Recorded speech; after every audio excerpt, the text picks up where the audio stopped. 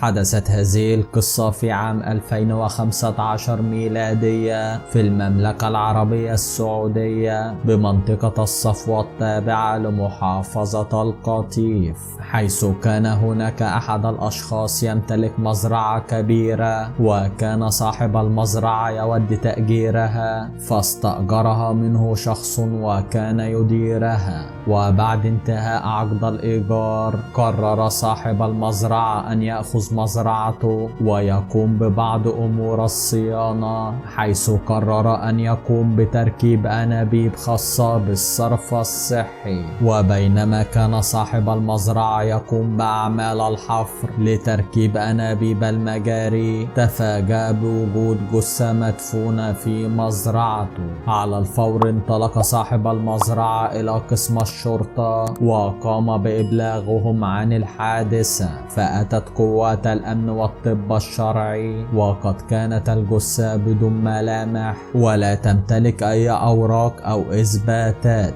وكانت المشكلة الأكبر أن صاحب المزرعة لم يقم بتأجيرها لشخص واحد، بل عدة أشخاص على مدار السنوات الماضية، وبذلك فهناك العديد من الأشخاص مشتبه بأنهم هم المسؤولون عن ذلك.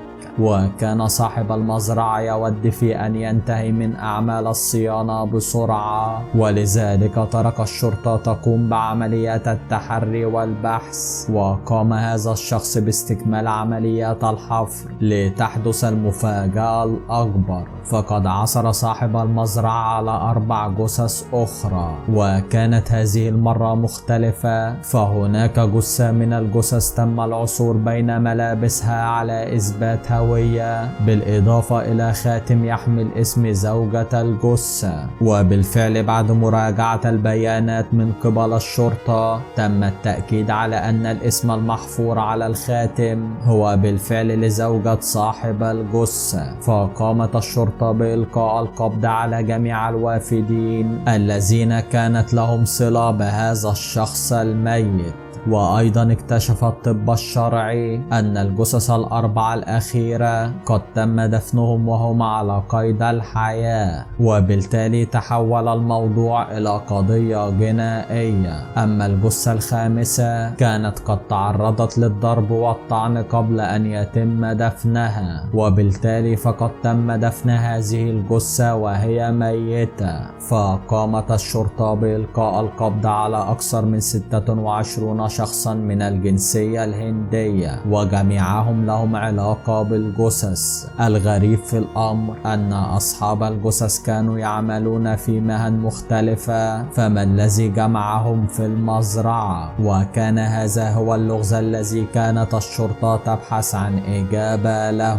ولكن من المؤكد أن الجثث ال5 التي تم اكتشافهم في المزرعة هي جثث لأشخاص هنديين، ومنهم من كان يعمل نجارا وآخر يعمل بمجال البقالة وهكذا. وبعد استجوابات وتحقيقات نفى جميع الأشخاص المقبوض عليهم صلتهم بالجثث، حيث ظن الهنود المقبوض عليهم أن أصحاب هؤلاء الجثث غادروا المملكة العربية السعودية. وبعد تحريات أكثر واستجوابات وأدلة من الطب الشرعي تمكنت الشرطة أخيرا من تحديد زمن وفاة هؤلاء الهنود، حيث كان عام الوفاة قبل 5 سنوات، أي في عام 2010 ميلادية. وبعدها بحثت الشرطة عن الشخص الذي قام بتأجير المزرعة في عام 2010 لتكتشف أنه مواطن سعودي من أهل مدينة الصفوة نفسها. وبعد إلقاء القبض عليه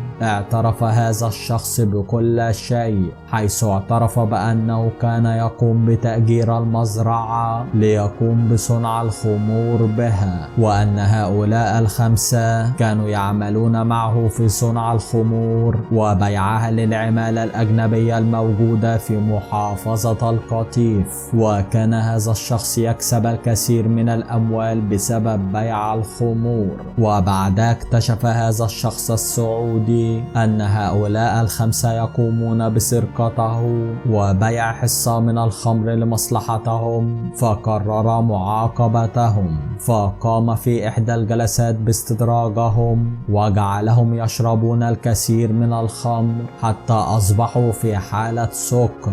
وبمساعدة 2 من أقاربه قام هذا الرجل بقتل أحد العمال الهنود، ولأن الباقي كان في حالة سكر فاقدين القوة قام بتقييدهم ودفنهم أحياء. وبذلك أسدل الستار عن قضية مزرعة الموت، وكانت هذه القضية قضية رأي عام وشغلت جميع وسائل الإعلام. وبعد مداولات في المحاكم تم الحكم على هذا الشخص السعودي وأقاربه 2 بالإعدام بالحد، كما تم الحكم أيضا على 3 من العمالة الهندية الموجودة في مدينة الصفوة بالجلد والسجن، لأنهم كانوا يعملون في بيع الخمور لصالح هذا الرجل السعودي.